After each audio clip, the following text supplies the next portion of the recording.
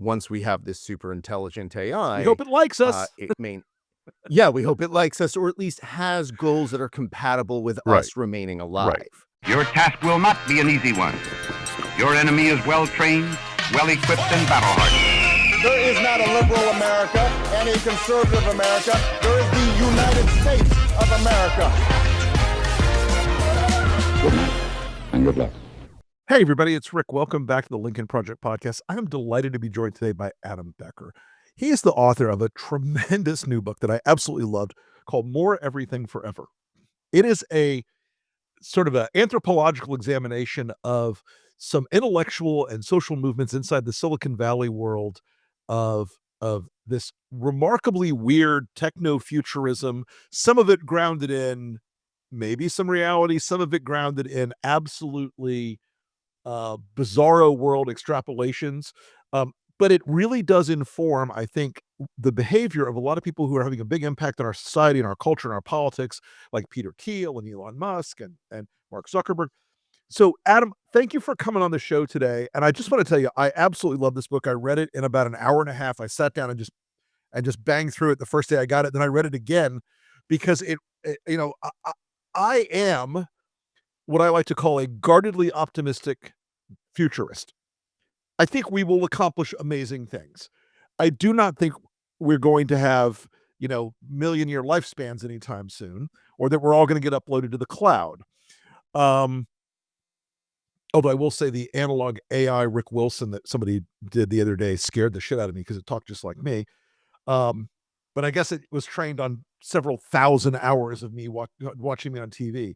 But anyway, talk to us about how you came to write this book and tell us about this weird sort of obsessive techno-futurism that and the related areas of effective altruism and all these other things that have really been a sort of unspoken cultural reality of Silicon Valley. Absolutely. I mean, I came to write this book basically because I live out here in the Bay, and I went to too many parties where too many people said things that sounded too crazy to me and said, I can't, I got to do something about this. I think that there's this idea that people have both here in the Bay and out in the world, beyond the bubble here, that if you are the leader of a tech company, then you must know a lot about tech and science. And it's just not true. The leaders of the tech industry and the culture of the tech industry has these assumptions about what the future is going to look like that are completely baseless and wrong. Ideas about a godlike AI showing up imminently, or our future inevitably being, colonizing space. And that stuff is wildly implausible. There's good reasons to think it's never going to happen, or at least not anytime soon. And yet, not only is this widely believed among tech billionaires, but there are a whole host of subcultures and intellectual movements like effective altruism, like accelerationism, that are, either subscribed to by the tech billionaires or funded by the tech billionaires to provide the appearance of intellectual ballast for these ideas. So, I remember the first time I came across it. I mean, I got Kurzweil's book, in 94 when it first came out. I was like, this is incredibly impressive. But as a guy who does know some math, I was like, logs don't always work. Logarithmic functions don't always work this way. They sometimes collide with reality and physical manifestations of the world as it is. And there was a little cherry picking there, but it was, I think that and Drexler, Engines of Creation, folks, if you've ever heard of people talking about nanotechnology, it almost all stems from a book that came out by Eric Drexler called Engines of Creation.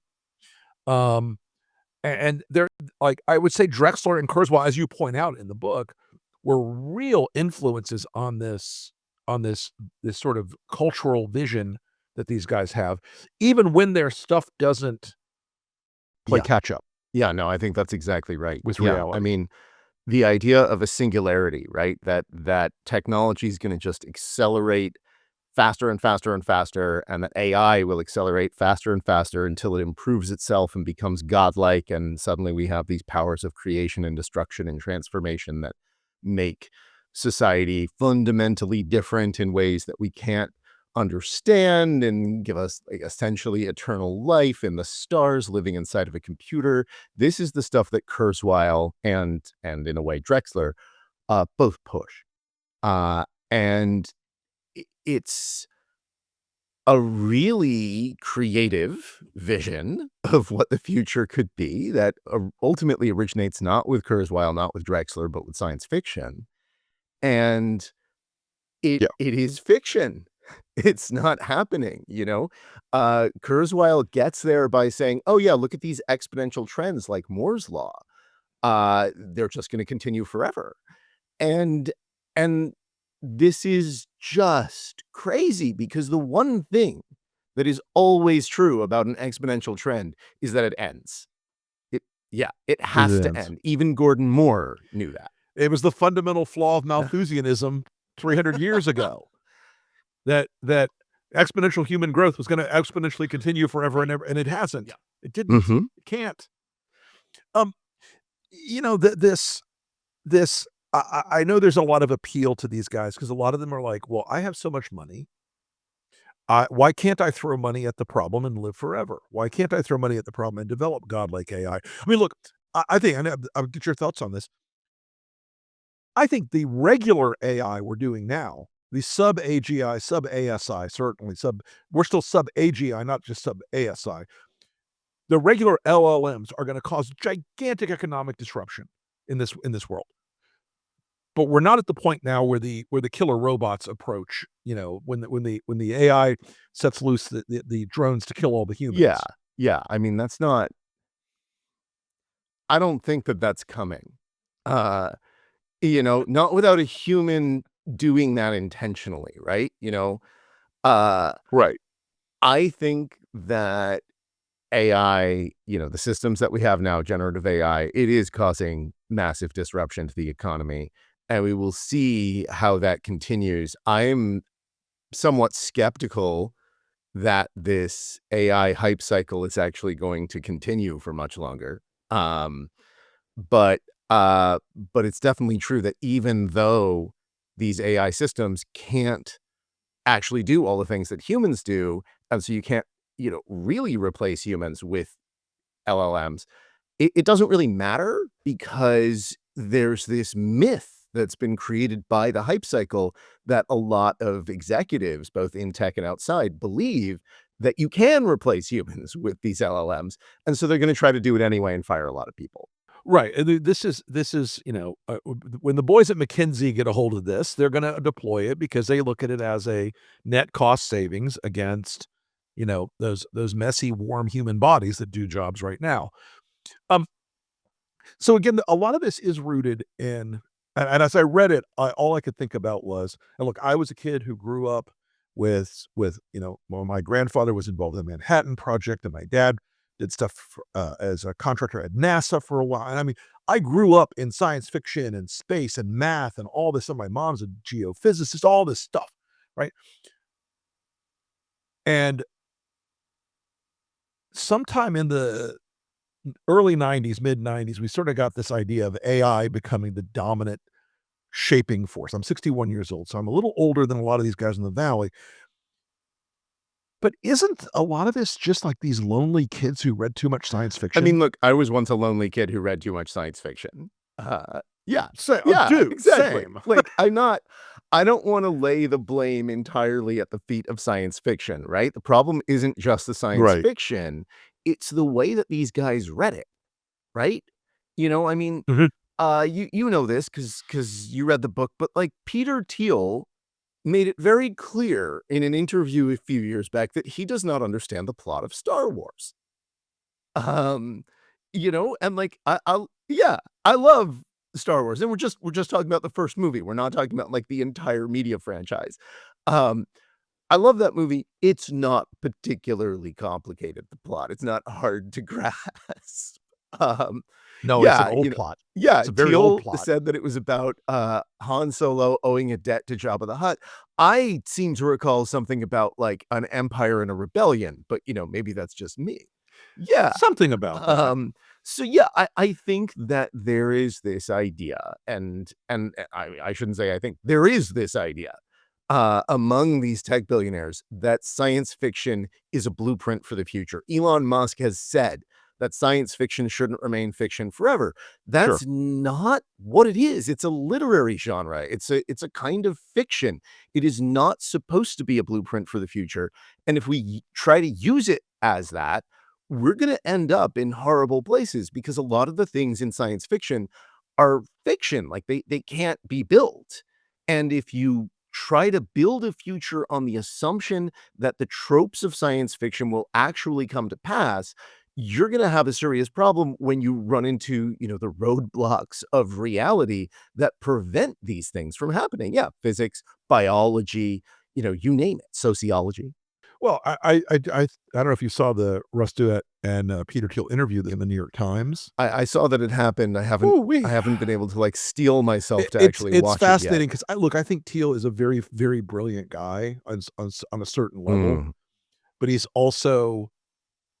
also channelizes that brilliance through, I think, a really pre-dystopian mindset. It's like it's so dark and it's so not. I mean, humans have muddled through very, very terrible things throughout the last several thousand years, many of which are unspeakably horrifying. Um, and I do use the word muddled advisedly because I think there's something else, and maybe this is something you could talk about. A lot of these guys have had success in tech in the last 10 years or so, or 15 years, let's say, and they haven't been in the revolutionary change market. They've been in the better ad tech market. They've been in improving, clicks and eyeballs, not building the underlying platform of the internet, not shaping the code that gave us this remarkable thing. Is some of it because they just look at it as a way to like have some more meaning to what they're doing? Because I mean, you look at Mark Zuckerberg and he built this kind of amazing profit machine, but these guys have ambitions that I don't think are met sometimes by just making the money. Does that make sense? Yeah. No, no, that makes total sense. And I think it is a lot of it is about meaning, right? Because like after the first billion, you gotta think that everything else kind of feels Yeah, that was how I abstract. felt after my Um, yeah, me too. But like $1 billion is just way more money than any one person could reasonably need. I mean, that's real money. yeah, exactly. And so once you like have achieved that kind of financial success and security, like everything's going to feel kind of abstract and you're going to need some sense of meaning, Mhm. right? You're going to need like some sense of purpose. And since so much of like the stories that we tell ourselves about meaning and purpose have to do with making money, once you've got the money, then what? You've got the money, you've got the success. Well, I guess it's time to find some other mountain to climb to save the world. And of course, once you have that money, you've got people like me, saying, "Hey, you've done something wrong. You've got to fix it." And instead of actually responding to those criticisms, it's much more fun and convenient to say, "Oh, well, but let's go save the world." And then anybody criticizing me is, attacking my plan to save the world. What kind of monster would do that? Talk to us a little bit about and folks may have started to hear this a little bit with the Sam Bankman-Fried story. Talk to us about the whole effective altruism philosophy. Yeah, I'll give it that phrase. I'll elevate it to a philosophy um, sure. that has played a big role in Silicon Valley. Yeah, yeah, absolutely. So effective altruism is one of these things that sounds fine when you state it simply, but then the devil's in the Right. details. So it's basically just this idea that we should try to find the most effective ways of doing the most good that we Mhm. can. And That sounds great. Who could object to that? The problem is, what do we mean by the most good? What do we mean by uh, doing that good? And what do we mean by, effective? And all of these things turn out to have serious problems because the effective altruists subscribe to, like you were alluding to, a kind of utilitarian ethos, this idea that you can sort of define goodness with like a number of how much better it makes the world, how much happier it makes people, how much suffering it removes. And this is not really how the world works. No. There's no good way of doing that even in principle. And then you get other problems, right? You get like one of the main ways that they talk about intervening in the world to make it better is say, okay, let's donate as much money as we Right. can to nonprofits that save the Mhm. most lives. And again, the devil's in the details. It's good to donate to nonprofits that Sure. save lives. Which nonprofits? How are they saving lives? Where? How do you make the money? One of the things that effective altruists promote is this idea of earning to give, which is Right. where you make enormous amounts of money in order to donate large fractions of it.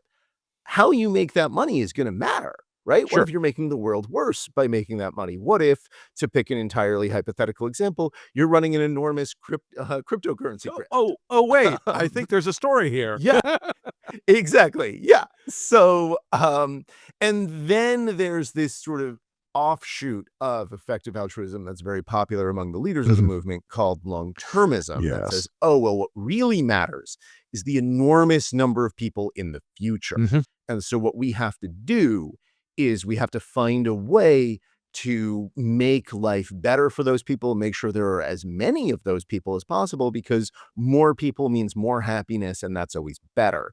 And uh and so this creates, like, one of the leaders of this movement, Will Yeah, right. McCaskill, said this creates a moral case for space settlement, which no. It's not gonna happen, Will.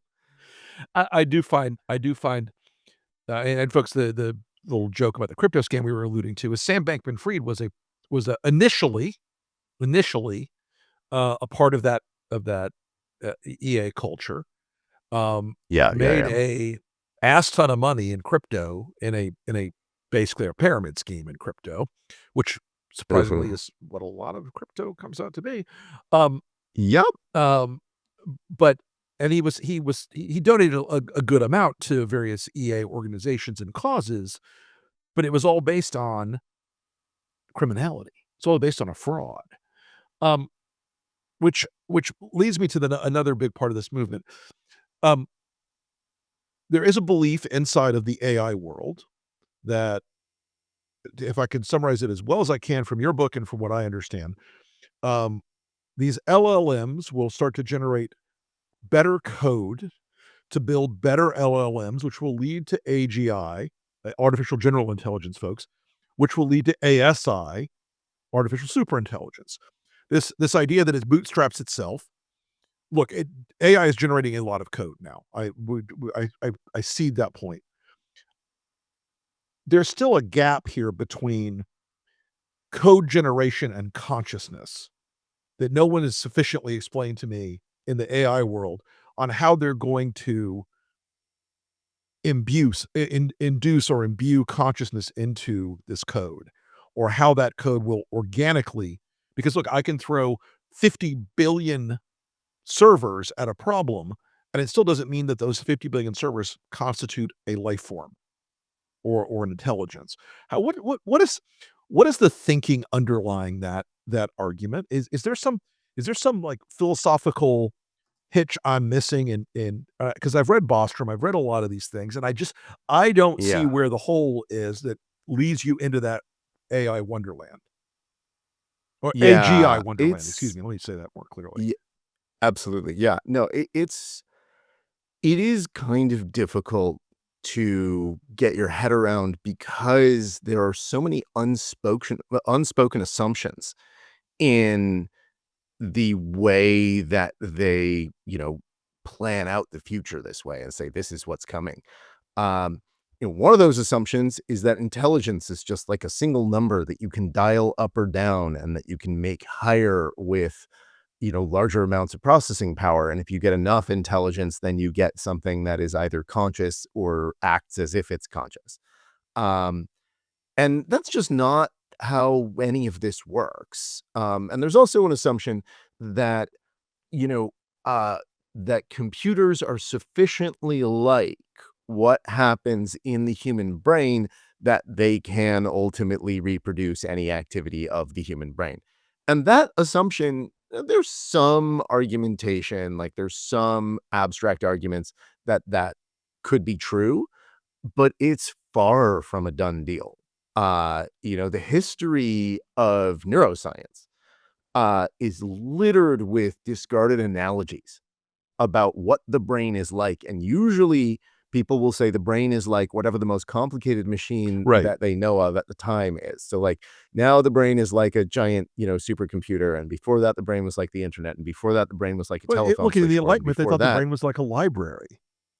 exactly. And then, they said, oh no, it's like a clock or a Mhm. pump or a windmill, right?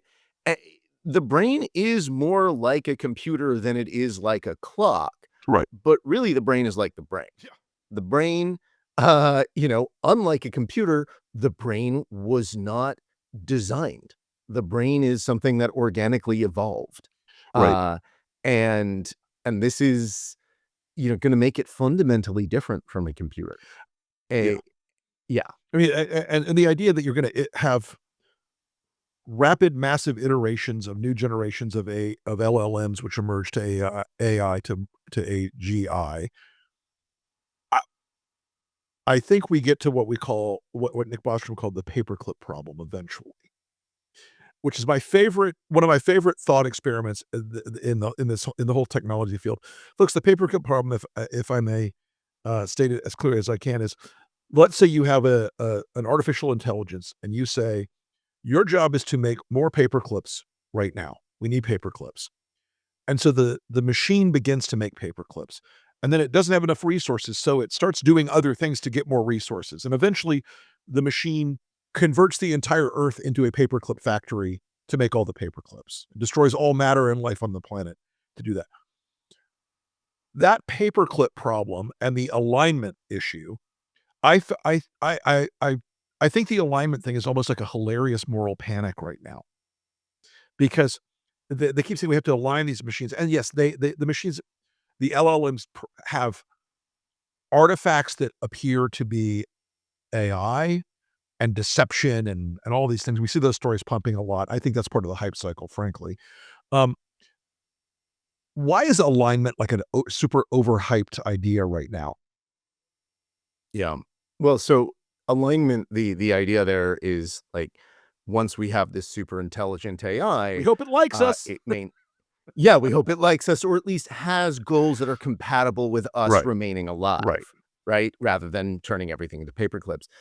Um, and of course, like that whole paperclip scenario and this alignment problem, they rely on this, giant bevy of assumptions about how the technology Mhm. works and that all of these things are going to happen. We're going to get this like self-reinforcing loop that leads to super intelligence. There's no good reason to believe any of that and lots of reason not to.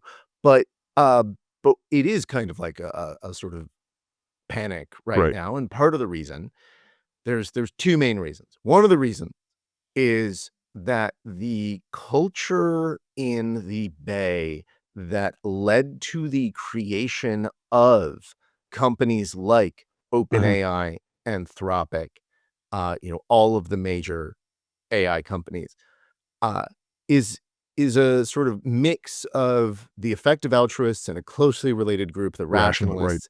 And these groups said, look, the timeline to AGI is shorter than we think, and it's dangerous, and it's coming soon. And that idea that it was coming soon and that it was dangerous and needed to be controlled safely is, a lot of the impetus behind the founding of Mhm. OpenAI and the direct impetus behind the founding of Right. Anthropic. It was people who left OpenAI because they didn't think the alignment problem was being taken seriously enough. Um, so that's one reason is it's just sort of baked into the culture. The other reason is it makes these products sound more powerful, Right. right? If it's powerful enough to end the world, well, Shouldn't if you it use will it be for your powerful quarterly enough to end accounting? exactly. If it could be powerful enough to end the world in the next, 18 months, then surely I can use it to replace the entire HR department right now. Right, right. Um, Yeah. I think that it's funny, I had a friend of mine who sort of does not live in the sort of weird tech bubble, but called me right after he saw Mountain Head. He goes, "Wait, these people really believe they're gonna upload their brains?" And folks, if you haven't seen Mountain and you want a sort of education on this stuff, it's a very clever look at sort of a Romana Clef of these players in this space and about the danger of AI. Look, and I think, like I said in the beginning, I think a lot of these tools, the generative AI tools for video, um, and in the employment space in like gray and white collar jobs are gonna be devastating. It doesn't require that it be a sentient program to have meaningful human impacts. Um, so let me ask you this. You've dealt with a lot of these people. You've seen a lot of these people kind of up close. Of this group, I want to ask you for two sort of identities. Who do you think is the most serious and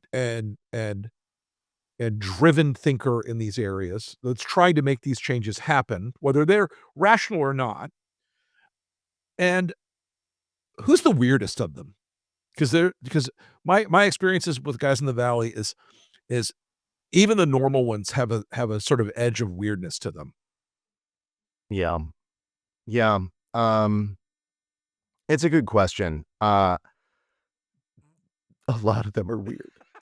Um, I'm not sure I'm gonna be able to pick, like, the most weird or even the most serious. Right. I mean, and also because the goal is so weird, even the serious like, the people who are seriously aiming at AGI become very, very weird because it's not a reasonable goal.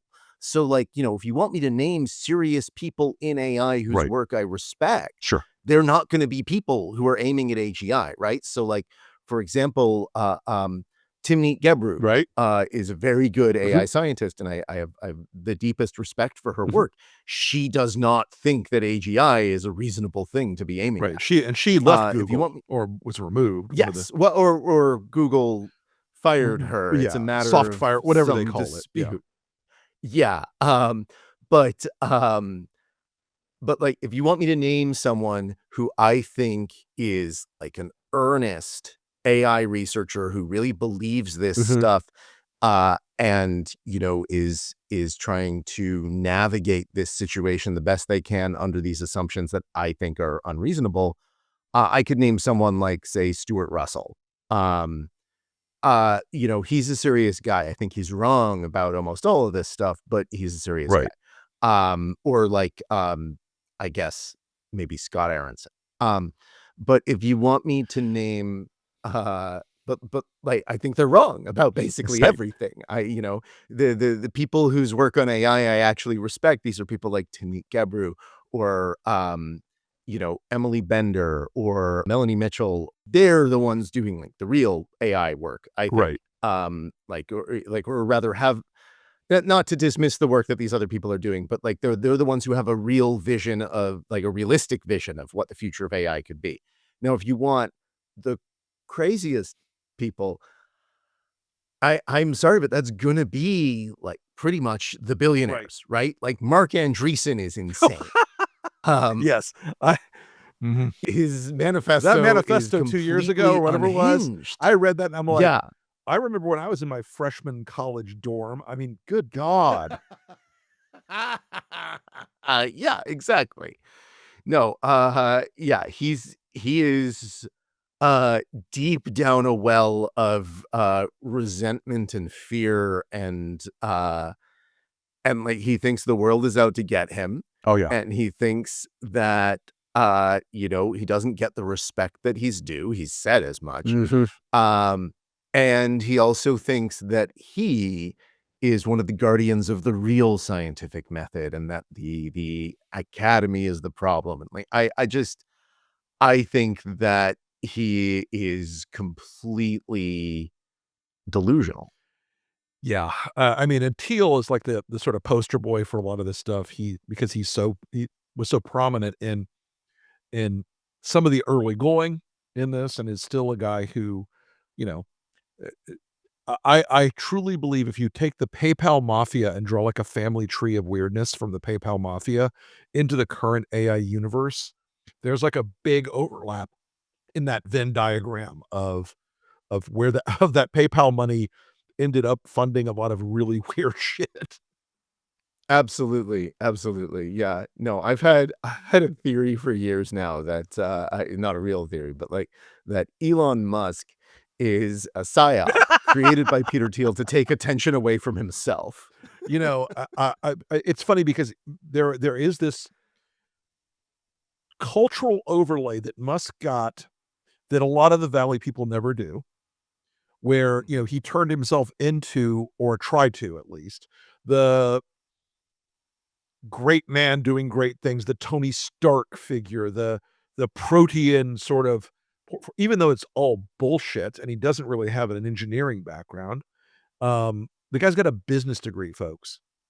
And all of his bullshit about being a computational physicist, it never existed. It's a lie. There was no such degree program when he at the time he claimed it.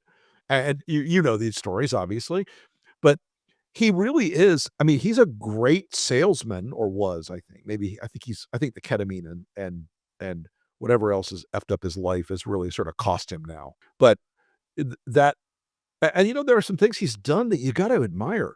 The fact that I say this a lot to people. It's like his politics are completely wackadoodle, but in terms of accomplishments, the actual initial Tesla company he took over from other people, not the founder, um, produced a remarkable supply chain and did remarkable things with electric vehicles.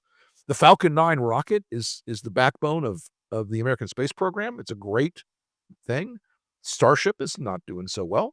Um, but I don't think he's going to be launching, as he likes to spend, 1,000 a year from a dusty ass little town in the middle of Texas for a colony on Mars. Yeah. Yeah. I mean, he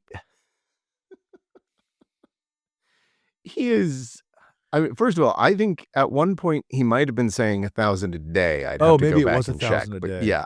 Sure, Yeah, sure, pal. yeah, exactly. Exactly. Um, but yeah, I mean, look, I think that there's a thing that happens once you get to a certain level of wealth and power where you stop being able to listen to anybody Sure. else. Mhm. And, you know, Musk has clearly gone past that point. Oh, yeah. That's in the way in the rearview Long mirror. ago. Exactly. But like, 15 years ago, I wasn't a fan back then. I thought, something smelled wrong, but he was saying and doing things that looked better. And with the benefit of hindsight, now that we sort of see who he is, Mhm.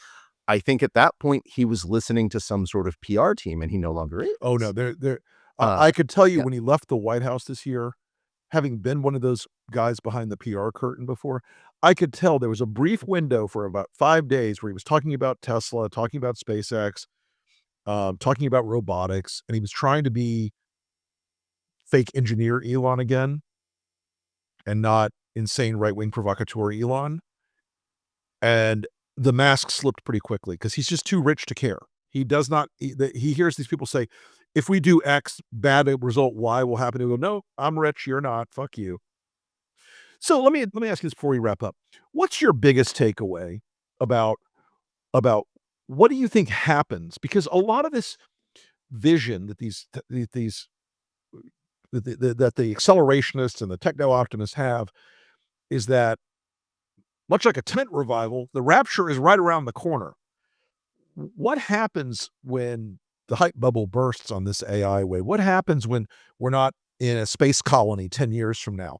What do they do? Do they just shift the goalposts, or do they dig in harder? What do you think happens to this movement? Because we really are going to come to the point also where guys like Peter Thiel will be old enough to start dying. Yeah. And a lot of them do I not want to mean, die. no, no, they do not. and a lot of them think that they're not going to. But yeah, I think so. I think we can get some sense of what's going to happen by looking at previous tech hype cycles. Okay. Right? Take a look at the last one, cryptocurrency. People were saying, oh, look, this is happening. This is going to become the dominant form of currency. This is going to be the thing. NFTs are going to replace art. Bitcoin is going to replace gold, and Ethereum is going to replace the US dollar.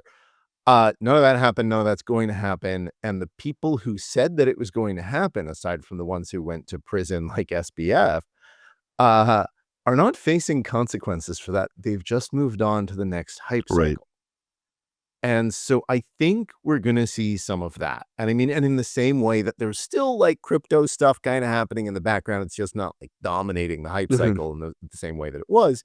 It's going to be the same thing. There's still going to be some AI stuff. And I mean, and there's more there with AI than there is with cryptocurrency, right? But that's a pretty low bar because cryptocurrency is basically a giant fraud, something that's useful for fraud, black market transactions, and emitting enormous amounts of carbon. So yeah, it's not saying a lot to say that there's more there, but like, they're going to move on to whatever the next hype cycle is. And I mean, this one will be harder to move on from, in part because there is more there, and in part because it is sort of baked into this science fictional idea of the future that the public has in a way that cryptocurrency was not. Cryptocurrency was baked into like certain fantasies that had been spun in the tech industry for a while, but those fantasies hadn't like been out in the world. Oh yeah, you go back to Neil Stephenson and Cryptonomicon, and you see these guys, and this is a book written in 1997.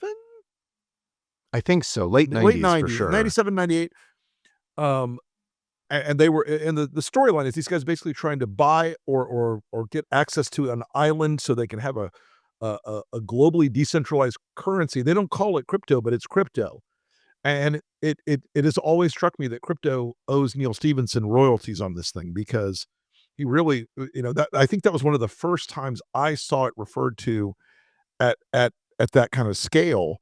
And it seems, I do think there's a lot to, I think there's a lot to this tech community that and like I said, and you and I both come from this world, kids who read too much science fiction growing up and didn't take away any of the fact that science fiction is also social commentary and not just engineering diagram. Yep. Yeah. I mean, and I grew up with all that, 60s and 70s science fiction, Robert A. Heinlein, all that stuff. And even then I got that it had other things to do with other things. It wasn't just about, the subtext was real. Yeah. I mean, this is one of the reasons why I talk about Star Trek so much in the book, aside from the fact that like I'm a huge Star Trek fan.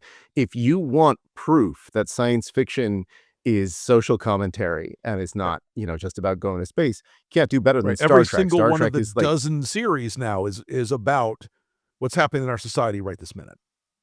Yeah, exactly. That was Gene Roddenberry's genius about it. Exactly. It has always been social commentary from the word go.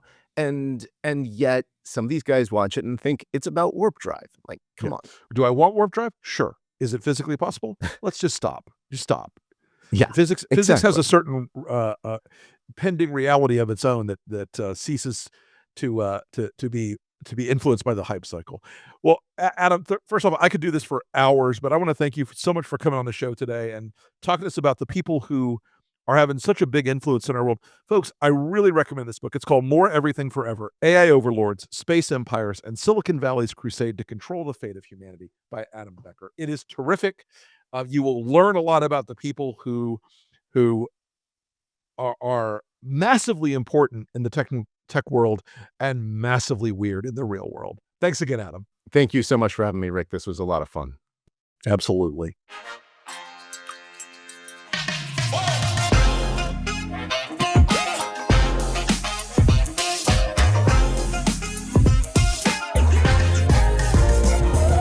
Good night and good luck.